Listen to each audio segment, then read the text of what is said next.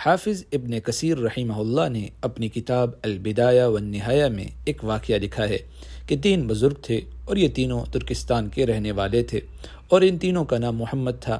ایک محمد بن جریر طبری، جن کی تفسیر مشہور ہے تفسیر ابن جریر طبری، دوسرے محمد بن منظر اور تیسرے محمد بن نظر۔ یہ بھی بڑے محدث ہیں اور قیام اللیل کے نام سے انہوں نے بھی حدیث پر ایک مشہور کتاب لکھی ہے۔ ان تینوں حضرات نے ابتدائی تعلیم اپنے آبائی گاؤں میں حاصل کی، لیکن ان حضرات نے سنا کہ بڑے بڑے علماء اور محدثین بغداد میں رہتے ہیں، چنانچہ ان تینوں کو اس کا شوق ہوا کہ ہم بغداد جا کر ان بڑے بڑے علماء اور محدثین سے علم حاصل کریں گے۔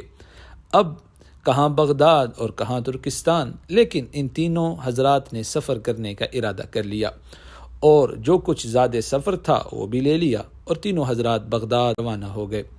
وہ زمانہ کوئی جہاز اور ریل کے سفر کا تو تھا نہیں، خدا جانے کس طرح اتنا لمبا سفر شروع کیا، اور کئی مہینوں کے سفر کے بعد بغداد پہنچے۔ بغداد اس حالت میں پہنچے کہ جو کچھ زیادہ سفر تھا وہ سب ختم ہو چکا، اور کھانے کے لیے ان کے پاس کوئی چیز باقی نہیں تھی۔ بغداد میں کوئی جاننے والا بھی نہیں تھا اور ان کے پاس جا کر ٹھہر سکیں۔ چنانچہ بغداد شہر کے کنارے ایک مسجد تھی، اس مسجد میں جا کر ٹھہر گئے۔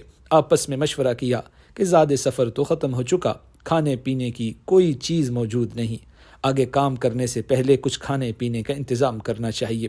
ایسا کرتے ہیں کہ کوئی مزدوری تلاش کرتے ہیں، تاکہ محنت مزدوری کے نتیجے میں کچھ پیسہ مل جائے تو کھانے پینے کا بندوبست ہو جائے، تو پھر ہم کسی عالم کے پاس جائیں اور اس سے علم حاصل کریں۔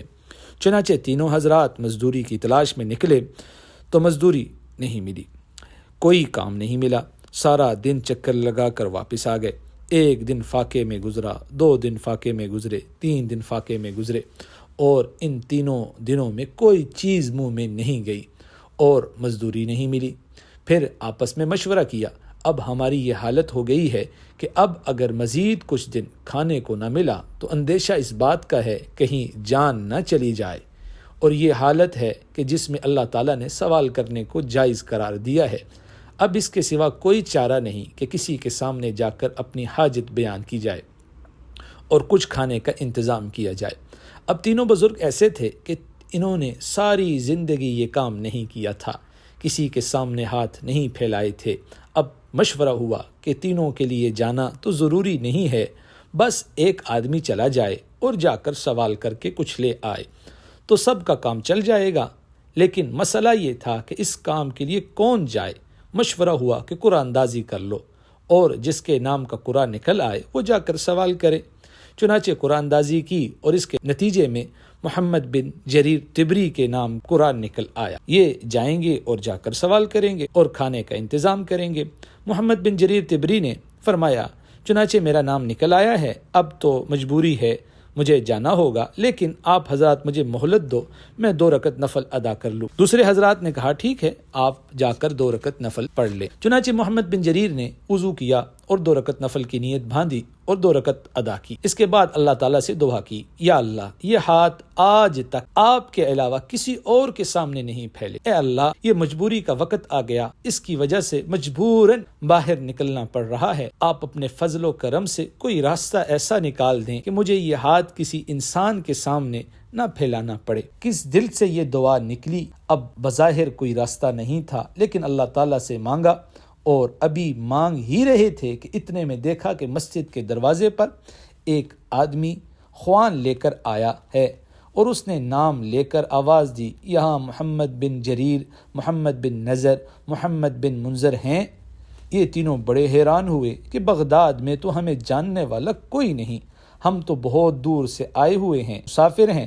انہوں نے جواب میں کہا کہ یہ نام تو ہمارے ہی ہیں، لیکن تمہیں ہمارا نام کیسے معلوم ہوا؟ اس شخص نے جواب دیا، بغداد کے حاکم نے آپ تینوں کے نام کھانا بھیجا ہے۔ انہوں نے کہا کھانا تو ہم بعد میں لیں گے، لیکن بغداد کے حاکم سے ہمارا کیا تعلق، اور اس بغداد شہر میں کوئی ہمیں نہیں جانتا اور ہم کسی کو نہیں جانتے، تو اس حاکم نے یہ کھانا ہمارے لیے کیسے بھیج دیا؟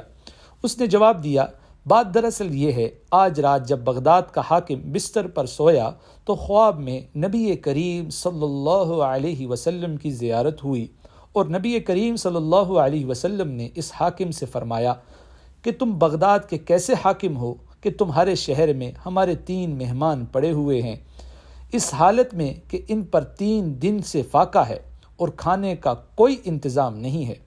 اور حضور صلی اللہ علیہ وسلم نے ان کا پورا پتہ بتایا کہ بغداد کی فلاں مسجد میں مقیم ہے، اور ان میں سے ایک کا نام محمد بن جریر ہے، ایک کا نام محمد بن نظر ہے، اور ایک کا نام محمد بن منذر ہے۔